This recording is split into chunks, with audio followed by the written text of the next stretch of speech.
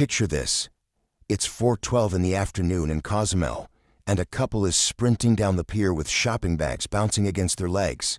They round the corner out of breath and freeze. Their ship, the one they've called home for the past 3 days, is 200 yards offshore. The gangway is gone, no tender, no staff, just a few port workers stacking orange cones. All aboard was 4 o'clock. They're 12 minutes late, and in the cruise world, 12 minutes might as well be 12 hours.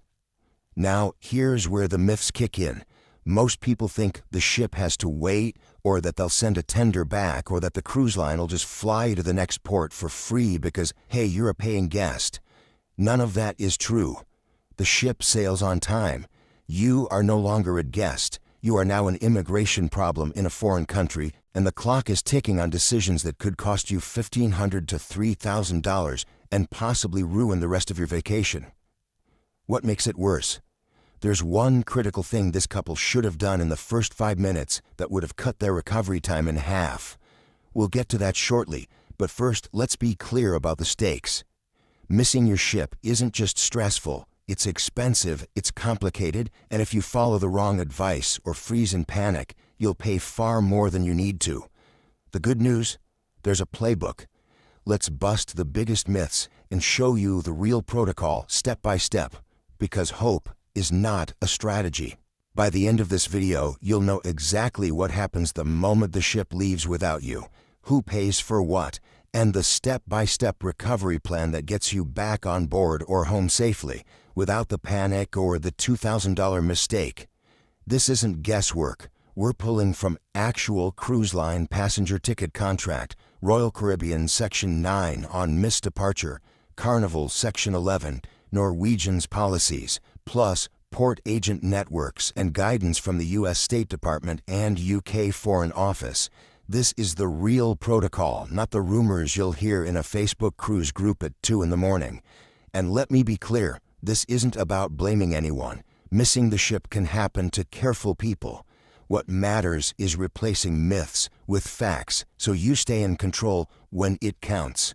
We're going to debunk the top myths that cost people the most time and money, and we'll walk through the 6 must-haves for your left-behind kit, including the one item 90% of cruisers leave locked in their cabin. You'll know who to call, what to pack, and how to make decisions fast. First, let's kill the myth that costs people the most money in the first hour.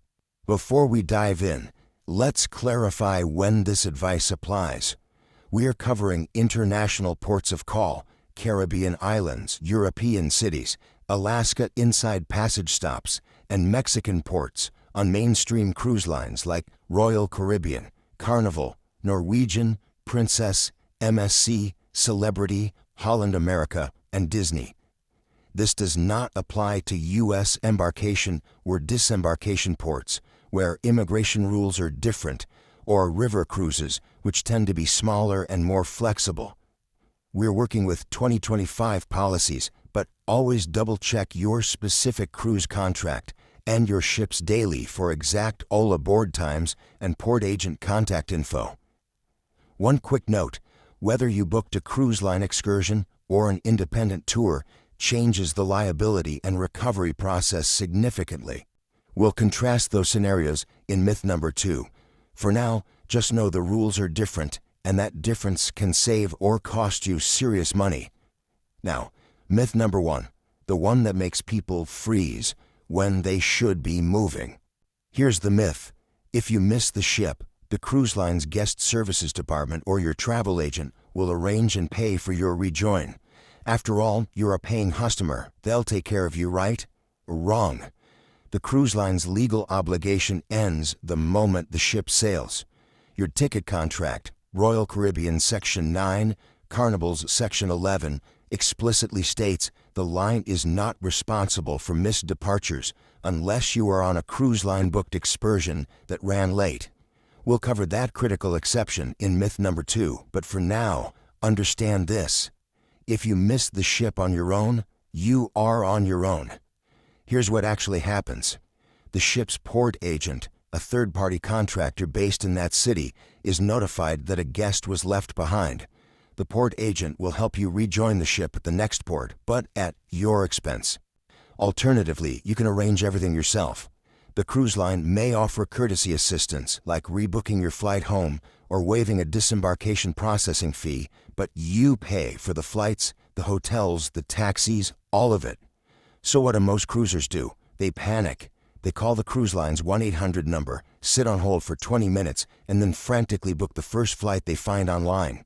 What do savvy cruisers do? They call the port agent first. That number is printed on the back of your cabin key card and listed in your ship's daily. The port agent has direct contact with the ship, knows the next port's logistics, and often has charter seats or group transport already arranged. Real example. A guest missed the ship in Cozumel and booked a last-minute Copa Airlines flight to Roatan for $850 plus a hotel. If they had called the port agent first, they would have gotten a charter seat for $620. That's a $230 difference in one phone call. Pro tip, screenshot your ship's daily every morning. It lists the port agent's 24-hour contact and the all-aboard time. But what if you were on a ship excursion that ran late? That changes everything. Myth number 2. Here's the myth. If you book a ship excursion, the ship is guaranteed to wait for you, so you're 100% safe. The reality is more nuanced. The ship will wait if a significant number of guests are on a delayed excursion. Norwegian, Princess, and Royal Caribbean all have policies stating this, but they are not required to wait indefinitely. If you're the only one or part of a small group delayed by circumstances outside the cruise line's control, severe weather, civil unrest, or your own actions like wandering off from the group, they may still sail. But here's the real advantage of ship-booked excursions. And it's huge. If the excursion causes you to miss the ship, the cruise line covers your rejoining costs. That means your flight, your hotel, and your transport to the next port are paid for. If you book independently and the tour runs late, even if it's entirely the tour operator's fault, you pay to rejoin. Every dollar. So let's frame the trade-off. An independent tour can save you $40 to $100 per person. That's real money, especially for families. But it transfers 100% of the risk to you. A ship excursion costs more up front, but it includes what is essentially rejoin insurance. Real scenario. A couple booked an independent tour from Livorno to Florence. The bus got stuck in traffic on the way back. They missed the 5 p.m. all aboard and paid €1,200 to fly to Marseille and rejoin the ship. €1,200. If you do book independent tours, here's the pro move. Build a 90-minute buffer into your return time. And when you get back to the ship, check in at the shore excursion desk. They log you back on board and can radio the bridge if you're cutting it close. It's a small step that gives you a safety net. Okay, so you're on your own, the ship is gone. Myth number 3 is about who you call first. Here's the myth. If you're stranded in a foreign port, your first call should be the U.S. Embassy or the UK Consulate or whatever your home country's diplomatic office is. The reality, your embassy can absolutely help with lost passports, arrests, or medical emergencies, but they will not pay for your hotel, your flight, or your rejoining. That's not what they do. Your first call should be the port agent. They have direct contact with the ship. They know the next port's logistics. And if multiple people are left behind, they can arrange group charters or shared transport to cut costs. Your second call is your travel insurance provider if you have trip interruption or missed connection coverage.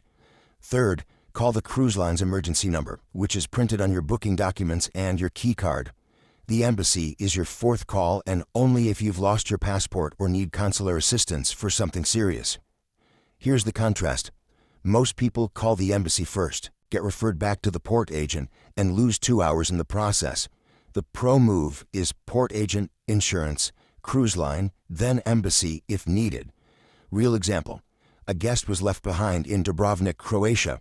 The port agent arranged a private car to Split, the next port, 3.5 hours away, for €400 for 2 people. If they'd tried to book flights on their own, it would have cost €1,100. That's a €700 difference. Now, let me tease something we'll cover in detail in myth number 5. Your left behind kit. It's a small collection of items you should carry every time you leave the ship. Port agent contact, travel insurance card, credit card, unlocked phone, photocopy of your passport, and cash in local currency. Pro tip: the port agent's number is printed on the back of your cabin key card on Royal, Carnival, and Norwegian, and it's also in your daily program. But even if you follow the right steps, there's a cost. Myth number 4 is about who actually pays.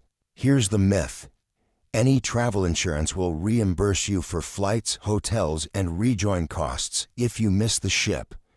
The reality is far more specific. Standard trip cancellation policies do not cover missed departure unless you buy a policy with trip interruption and missed connection riders, and even then, coverage is capped, typically between $500 and $1,500. You also need proof you were delayed for a covered reason: weather, a documented accident, or ship excursion delay. If you simply misjudged the time or got lost exploring on your own, most policies will not pay. Let's contrast the big 3 providers. Allianz One Trip Prime covers up to $1,000 for missed connections. TravelGuard Preferred from AIG adds $1,500. Generali offers similar tiers, but with slightly different exclusions, so read the fine print. Emergency-only policies, like the ones bundled with some credit cards, typically exclude missed departure altogether. They're designed for medical evacuation, not logistics. Here's the key claim requirement: you must file within 24 hours and provide the port agent's invoice, ship documentation showing the sailing time, and all your receipts. Real scenario: a guest missed the ship in Nassau because their independent snorkel tour ran late.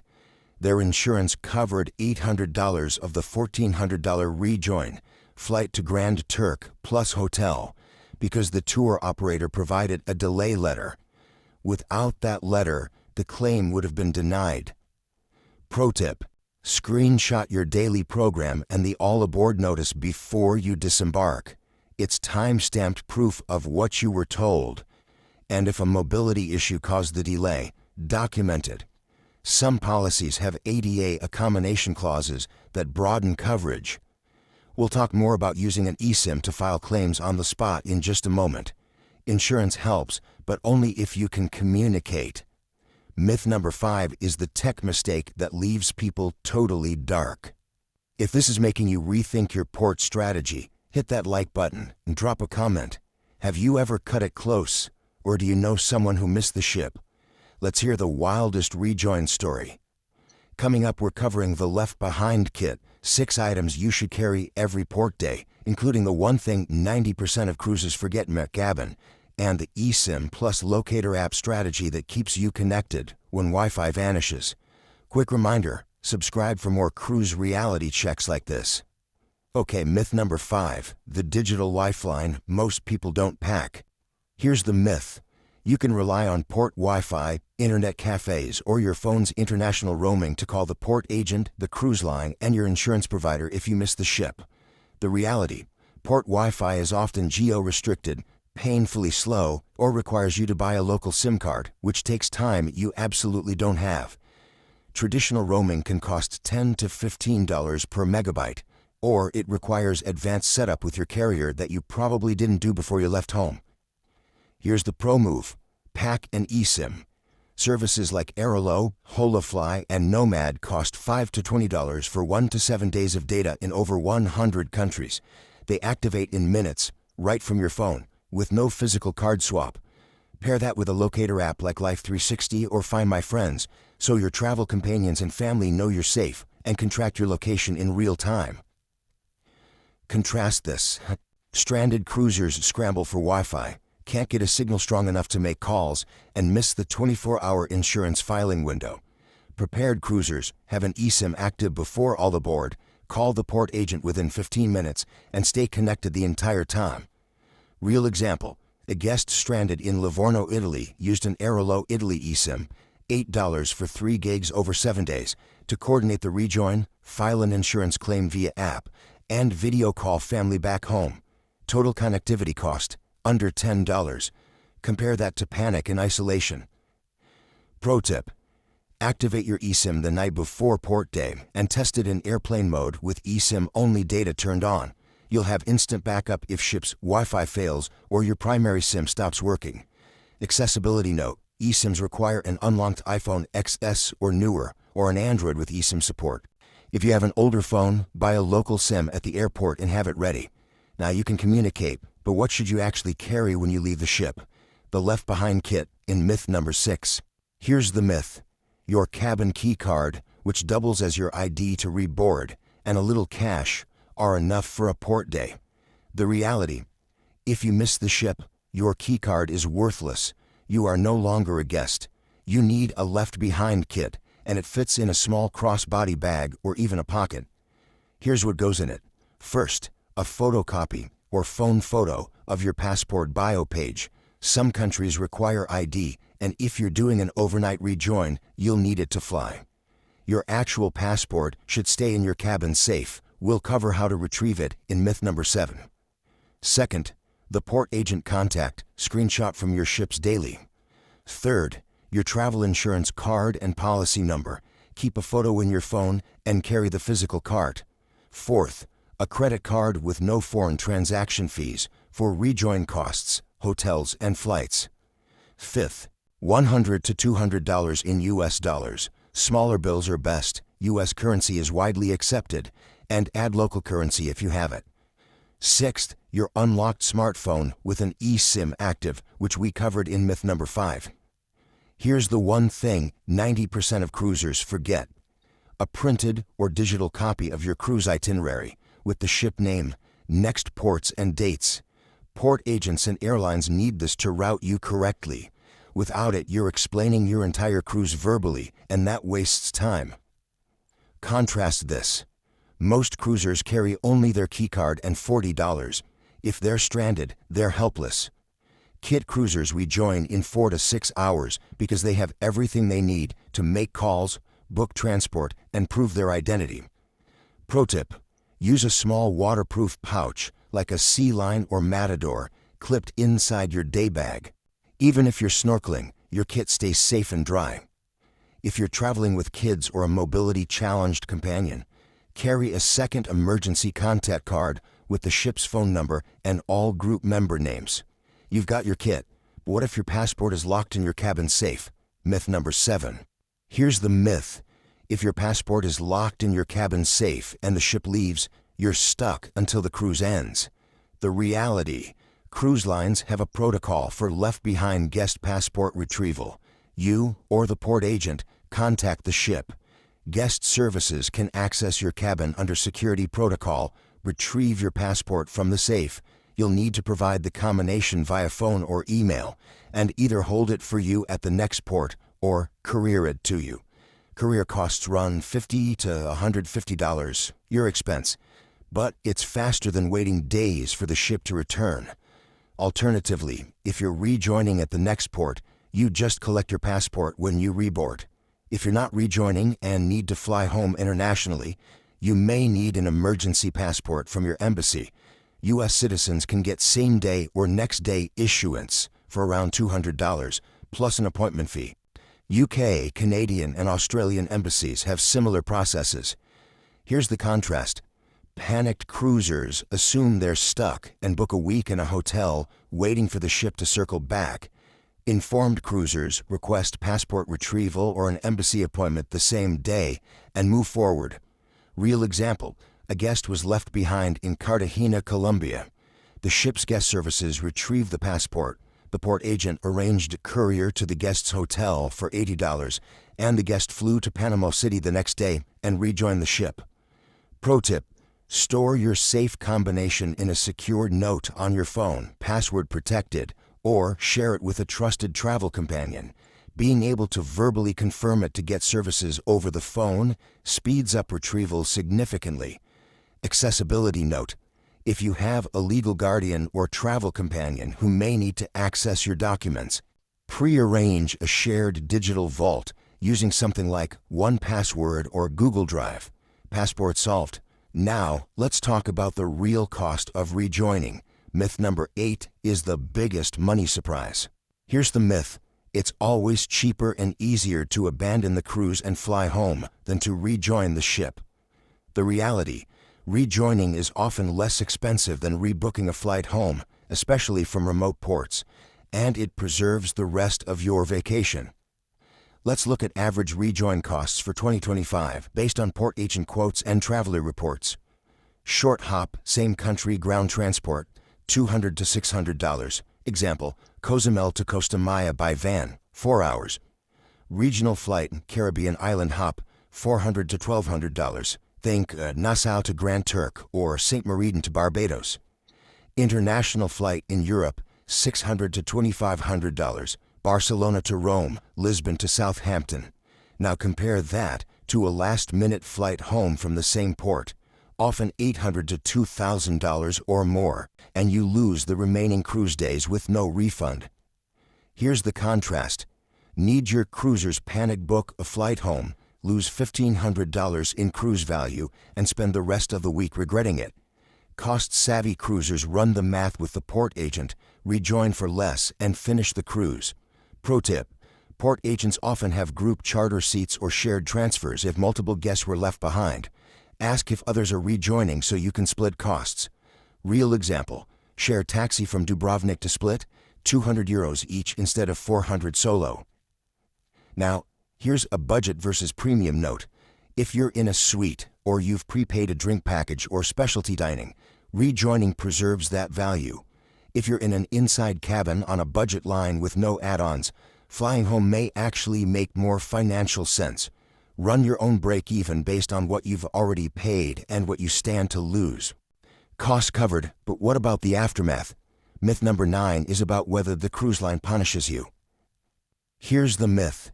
Missing the ship gets you blacklisted, fined, or banned from future cruises. The reality: cruise lines do not ban you for missing the ship unless you violated a serious policy like smuggling or violence. It's treated as a contractual issue, not a behavioral one. You may face a disembarkation fee if you miss final disembarkation at the end of the cruise, but that's handled separately and is rare for port of call misses. What happens if you rejoin? Guest services will debrief you. It's a brief interview where they log the incident for their records. Your onboard account may be charged for administrative costs if the port agent invoiced the ship, but those costs are typically rolled into your rejoin expenses, not added as a separate fine. The cruise line may note the incident in your guest profile as an internal record, but it does not affect your loyalty status or future bookings unless missing the ship becomes a pattern. Here's the contrast. The myth is rooted in fear of punishment. The reality is this is a business transaction. Cruise lines want you to rejoin and finish your vacation. They're not interested in shaming you or making an example out of you. Pro tip: be courteous and cooperative when you reboard. The crew are logging the incident for safety and liability purposes, not judging you. Crew respectful note: security and guest services are following protocol to ensure you weren't left behind due to a medical issue or foul play. Your debrief helps them close the loop and confirm you're safe. It's not personal. No ban, no scarlet letter. But there's one thing you should do to avoid all of this. The final myth, and the most important prevention tip. Here's the myth. The ship's all-aboard time has a built-in buffer, so if you're 10 to 15 minutes late, they'll still be boarding. The reality: all aboard means all aboard. The time printed in your ship's daily and announced over the PA is when the gangway closes, not when the ship sails. Ships often begin pulling away 10 to 30 minutes after all aboard, but boarding access ends at the stated time, period. Why is it so strict? Immigration and Port Authority rules require the ship to seal the passenger manifest and clear customs before departure. Once that process is complete, the gangway is retracted. If you arrive even 5 minutes late, you are watching from the pier. Real scenario: Royal Caribbean in Roatan, all aboard 2:30 p.m. A guest returned at 2:33. The gangway was already up. The ship was still docked, still visible, but completely unreachable. Here's the contrast. Risky cruisers treat all aboard as approximate. They think the waits or I've got a few extra minutes. Smart cruisers set a personal all-aboard time 60 to 90 minutes earlier. They wear a watch synced to ship time, not their phone's auto-update, and they check in at the port security checkpoint 30 minutes before the official deadline. The #1 prevention rule: treat all aboard like a flight departure. It is non-negotiable. Here are 3 secondary tips. 1. Ship time does not always equal port time. In Alaska and the Baltic, the ship may keep a different time zone than the port. Always use ship time. 2. Build a buffer into independent tours. If your tour ends at 1 p.m. and all aboard is 3 p.m., you have margin for traffic, weather, and the unexpected. 3. Stay in contact. If you're running late, call the port agents, numbers on your key card, or the ship's shore excursion desk. They can't hold the ship, but they can log your status and let guest services know you're en route. Pro tip: set 2 phone alarms, one labeled "Start Heading Back" and one labeled "Last Call Sprint." Accessibility note: if you use a wheelchair or walk slowly, add an extra buffer. Some piers are long, and tenders can add 15 to 30 minutes. Royal Caribbean, Carnival, and Norwegian all state in their ticket contracts that the ship will not be delayed for late passengers. That's the truth. No myths, no sugarcoating. Quick recap: we've busted 10 myths, from "the ship will wait" to "all aboard is flexible," and given you the real playbook. Port agent first, left behind kit ready, eSIM active, travel insurance that actually covers missed connections, and the 60-minute buffer rule. The reality? Missing your ship is stressful and costly, but it's manageable if you know the system. You now have the contacts, the costs, and the kit. Want to dive deeper? Check out our video on travel insurance for cruisers, what actually pays out, or shore excursion mistakes that cost you time and money. Links are in the description, and both will give you even more control of your cruise experience. If this video saved you from a future nightmare, smash that like button. Subscribe for no BS cruise intel that actually helps you make better decisions. Share this with anyone heading on a cruise, because nobody teaches this stuff in the pre-boarding safety video. And drop a comment. What's your biggest port day fear? Are you the type who's back on board 2 hours early, or do you cut it close every time? Let's talk it out. Safe cruising, and I'll see you at the next port on time.